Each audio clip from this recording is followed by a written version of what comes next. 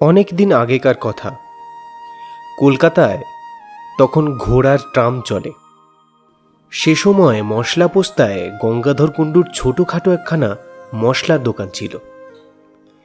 গঙ্গাধরের দেশ হুগলি জেলা, চাঁপাডাঙ্গার কাছে। অনেক দিনের দোকান। যে সময়ের কথা বলছি, গঙ্গাধরের বয়স তখন 50-এর উপর। কিন্তু শরীরটা তার ভালো যাচ্ছিল না, নানা রকম অসুখে ভুগত প্রায়। তার উপর ব্যবসায় কিছু লোকসান দিয়ে লোকটা একেবারে মুষড়ে পড়েছিল। দোকানঘরের ভাড়া 2 মাসের বাকি, মহাজনের দেনা ঘাড়ি। দুপুরবেলা দোকানে বসে থেলো হুঁকো হাতে নিয়ে নিজের অদৃষ্টের কথা ভাবছিল। আজ আবার সন্ধ্যার সময় গোমস্তা ভাড়া নিতে আসবে বলে শাঁসিয়ে গিয়েছে। কি বলা যায় তাকে? এক পুরনো পরিচিত মহাজনের কথা তার মনে পড়ে গেল। তার নাম খোদাদাদ খাঁ, পেশোয়ারি মুসলমান, মেটিয়া বুরুজে থাকে। আগে গঙ্গাধরের সঙ্গে লেনদেন ছিল তাঁর প্রায়। কয়েকবার টাকা নিয়েছে, শোধও করেছে, কিন্তু সুদের হার বড় বেশি বলে ইদানিং বছর কয়েক গঙ্গাধর সেদিকে যায়নি। ভেবে চিনতে সে সেই মেটিয়া বুরুজেই রওনা হলো। সুদ বেশি বলে আর উপায় কি? আজ সন্ধ্যার মধ্যে টাকা না আনলেই নয়।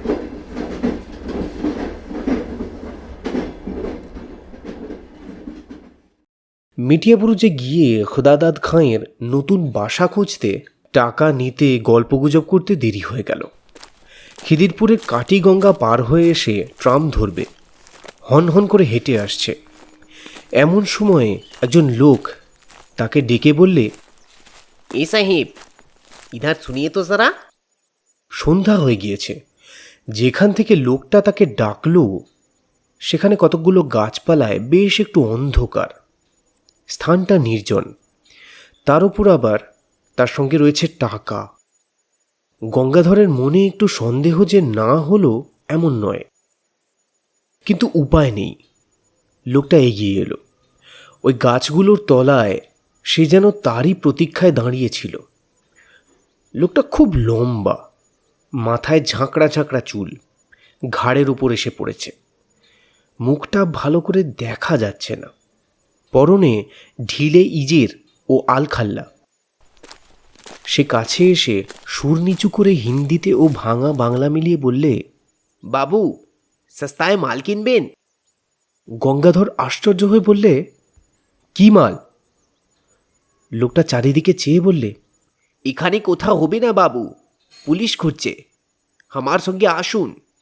ঝুপসি গাছের তলায় এক জায়গায় খুব ঘন অন্ধকার।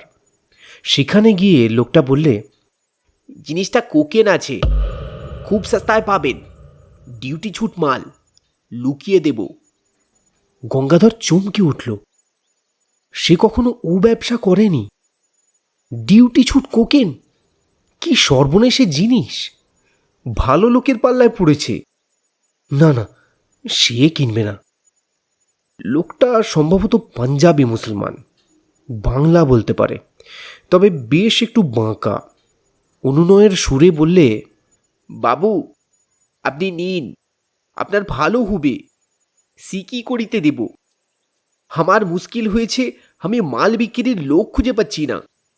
ঘুরে ঘুরে বেড়াচ্ছি কত জায়গায়, আর সব জায়গায় তো যেতে পারিনি। পুলিশের ভয় তো আছে, কেউ কথা কইছে না আমার সঙ্গে, সেই হয়েছে আরও মুশকিল। আগে যারা এই ব্যবসা করতো তাদের কাছে যাচ্ছি, তারা আমার দিকে চেয়েও দেখছে না। আপনি রাজি হবেন না বাবু, মাল দেখুন, পরে দাম দাস্তুর হবে। লোকটির গলার সুরে একটা কিছু শক্তি ছিল। গঙ্গাধরের মন খানিকটা ভিজল। কোকিনের ব্যবসাতে মানুষ রাতারাতি বড় হয়েছে বটে। বিনা সাহসে বিপদ এড়িয়ে চলে বেড়ালে কি লক্ষ্মী লাভ হয়? দেখাই যাক না। হঠাৎ গঙ্গাধর চেয়ে দেখলে লোকটা সেখানে নেই। এই তো দাঁড়িয়েছিল, কোথায় গেল আবার? পাছে কেউ শোনে, এই ভয়ে বেশি জোরে ডাকতেও সাহস পেল না। চাপা গলায় বাঙালি হিন্দি মিশিয়ে ডাকলে, কোথায় গিয়া? ও খাঁ সাহেব। এদিকে ওদিকে চাওয়ার পর সামনে চাইতেই দীর্ঘাকৃতি আলখাল্লাধারী খাঁ সাহেবকে দাঁড়িয়ে থাকতে দেখা গেল। গঙ্গাধর বললে, জলদি চলো, রাত হো গিয়া, অনেক দূর জানে হোগা। কি একটা যেন ঢাকবার জন্যে লোকটি প্রাণপণে চেষ্টা করছে। বললে, আমার সঙ্গে এসো, মাল দেখাবো। দুজনে কাটি গঙ্গার ধারে ধারে অনেক দূর গেল। যে সময়ের কথা বলছি তখন ওদিকে অত লোকজন ছিল না। মাঝে মাঝে জোয়ার নেমে যাওয়াতে বড় বড় ভড় ও নৌকা ডাঙার কাদার ওপর পড়ে আছে। দু একটা করাতের কারখানা, তাও দূরে দূরে। জলের ধারে নোনা চাঁটা কাঁটার বন। পেছনে অনেক দূরে খিদিরপুর বাজারের আলো দেখা যাচ্ছে। পথে যেতে যেতে খাঁ সাহেব একটা বড় অদ্ভুত প্রশ্ন করলে। গঙ্গাধরের দিকে চেয়ে বললে, আমায় দেখতে পাচ্ছ তো? কেন পাবো না? এমনও বয়স এখন হয়নি যে এই সন্ধেবেলাতেই চোখে ঠাহর হবে না। একবার গঙ্গাধর জিজ্ঞেস করলে, তোমার ডেরা কোথায় খাঁ সাহেব? লোকটা চকিতে পিছন ফিরে সন্দিগ্ধ দৃষ্টিতে চেয়ে বললে, কেন, সে খুঁজে তোমার কি দরকার? পুলিশে ধরিয়ে দেবে ভেবে থাকো যদি, তবে ভালো হবে না যেন। মাল দেবো, তুমি টাকা দেবে, মাল নিয়ে চলে যাবে। আমার বাসার খুঁজে তোমার কি কাজ? লোকটার চোখের চাহনি কি অদ্ভুত। গঙ্গাধর অস্বস্তি বোধ করল। মুখটা তার ভালো করে দেখা যায় না, কিন্তু ওর দুই চোখেই যেন ইস্পাতের ছুরি ঝলসে উঠল। না, তার সঙ্গে টাকা রয়েছে। এই অবস্থায় একজন সম্পূর্ণ অপরিচিত অজ্ঞাত কুলশীল লোকের সঙ্গে একা এই সন্ধেবেলাতে সে এত দূর এসে পড়েছে। লোভে মানুষের জ্ঞান থাকে না। তার ভেবে দেখা উচিত ছিল, কিন্তু যখন এসেছে তখন তো আর ছাড় নেই। বিশেষত সে যে ভয় পেয়েছে, এটা না দেখানোই ভালো। দেখালে বিপদের সম্ভাবনা বাড়বে বই কমবে না। ছুরি বার করে বসলে তো আর উপায় থাকবে না। অনেক দূর গিয়ে মাঠের মধ্যে একটা গুদামঘর। একটা গাছের গুঁড়ি পড়ে আছে গুদামঘরের দরজার থেকে একটু দূরে। তার উপর গঙ্গাধরকে বসতে বলে লোকটা কোথায় চলে গেল। গঙ্গাধর বসে চারিদিকে চেয়ে দেখলে গুদামঘরের আশেপাশে সর্বত্র আগাছার অনুচ্চ জঙ্গল। নিকটে কোথাও কোনো লোকজনের সাড়া শব্দ নেই। মাঠের মধ্যে বলে অন্ধকার অতটা ঘন নয়। সেই পাতলা অন্ধকারের মধ্যে চেয়ে দেখে গঙ্গাধরের মনে হলো গুদামঘরটা পুরনো এবং যেন অনেককাল অব্যবহার্য হয়ে পড়ে আছে। বাঁশের বেড়া খসে পড়েছে, জায়গায় জায়গায় চালের খোলা উড়ে গিয়েছে। মাঝে মাঝে সামনের দৌড়টা উই ধরা, ভেঙে পড়তে চাইছে যেন। গঙ্গাধরের কেমন ভয় হলো। কেন যে সে এখানে এই সন্ধ্যাবেলায় এলো? এরকম জায়গায় একা কোনো মানুষে আসে, বিশেষ করে এতগুলো টাকা সঙ্গে করে? না না না, সে আসতো না কখনোই। সে কলকাতায় আজ নতুন নয়, তার উপরে ঝুনো ব্যবসাদার। বাংলাদেশ থেকে সে নতুন আসেনি। কিন্তু ওই লোকটার কথার সুরে কি জাদু আছে? গঙ্গাধরকে যেন টেনে এনেছে। সাধ্য ছিল না যে সে ছাড়ায়। এ কথা এখন তার মনে হলো। হঠাৎ অন্ধকারের মধ্যে সাহেবের মূর্তি দেখা গেল। লোকটার যাওয়া আসা এমন নিস্তব্ধ এবং অদ্ভুত ধরনের, যেন মনে হয় অন্ধকারে ওর চেহারা মিলিয়ে গিয়েছিল, আবার ফুটে বেরোলো। কোথাও যে চলে গিয়েছিল এমনটা মনে হয় না। পাকা আর ঝুনো খেলোয়াড় আর কি। খাঁ সাহেব দৌড় খুলে ঘরে ঢুকল। গঙ্গাধরকেও যখন পেছনে পেছনে আসতে বলল, তখন ভয়ে গঙ্গাধরের হাত পা ঝিমঝিম করছে, বুক ঢিপ ঢিপ করছে। এই অন্ধকার গুদামঘরের মধ্যে নিয়ে গিয়ে ঠিক ও লোকটা ওর ওই লম্বা হাতে গলা টিপে ধরবে কিংবা বুকে ছুরি বসাবে, সেই ফন্দিতেই এতদূর ভুলিয়ে এনেছে। লোকটা নিশ্চয়ই জানতো যে তার কাছে টাকা আছে, সন্ধান রেখেছিল নিশ্চয়ই। কে জানে খোদাদাদ খাঁয়ের দলের লোক কিনা। গঙ্গাধরের কপালে বিন্দু বিন্দু ঘাম দেখা দিল।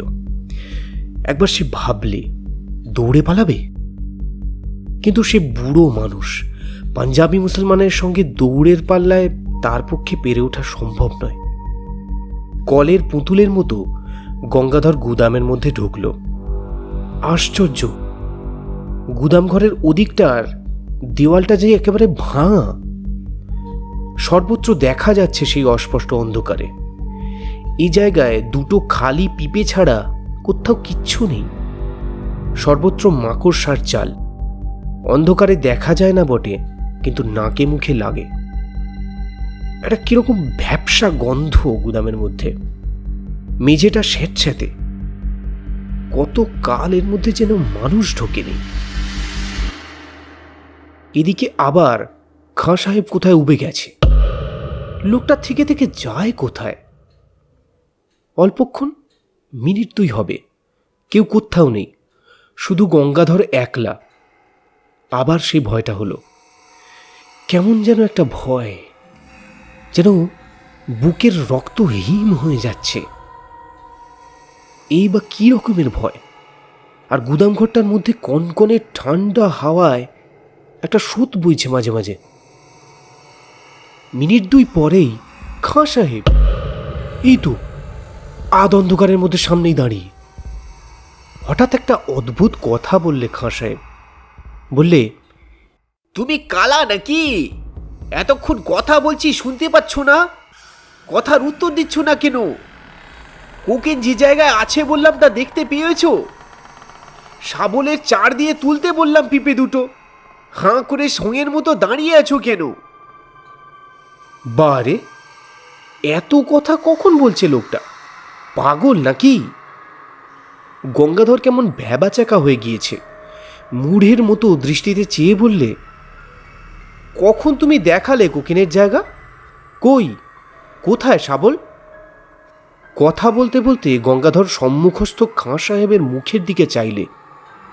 সঙ্গে সঙ্গে তার মনে হলো, তার বিভ্রান্ত বিমূঢ় আত্মাঙ্কুল দৃষ্টির সামনে খাঁ সাহেবের মুখ, গলা, বুক, হাত, পা, সারা দেহটা যেন চুর চুর হয়ে গুঁড়িয়ে গুঁড়িয়ে পড়ছে। সব যেন ভেঙে ভেঙে বাতাসে উড়ে উড়ে যাচ্ছে। খাঁ সাহেব প্রাণপণে দাঁত মুখ খামটি করে বিষম মনের জোরে তার দেহের চূর্ণায়মান অণুগুলো যথাস্থানে ধরে রাখবার জন্যে যথেষ্ট চেষ্টা করছে, কিন্তু পেরে উঠছে না। তার চোখের সেই বিজিত হতাশ দৃষ্টি গঙ্গাধরের হৃদয়ে স্পর্শ করল। দেখতে দেখতে অত বড় দীর্ঘাকৃতি দেহের আর কিছু অবশিষ্ট রইল না। সব ভেঙে গেল, গুঁড়িয়ে গেল, একেবারে উড়ে গেল। 1, 2, 3, 4। আর কোথায় খাঁ সাহেব? চারিপাশের অন্ধকারের মধ্যে সে মিলিয়ে গিয়েছে। একটা ঠান্ডা কনকনে বাতাসের ঝাপটা এলো কোথা থেকে। সঙ্গে সঙ্গে গঙ্গাধর আর তো রবে চিৎকার করে গুদাম ঘরের স্যাঁতস্যাঁতে মেঝের উপর মূর্ছিত হয়ে পড়ে গেল।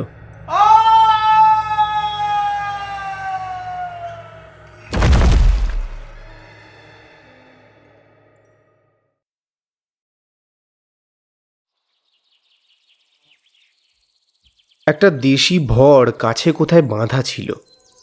তার মাঝিরা এসে গঙ্গাধরকে অচেতন অবস্থায় তাদের ভরে নিয়ে যায়।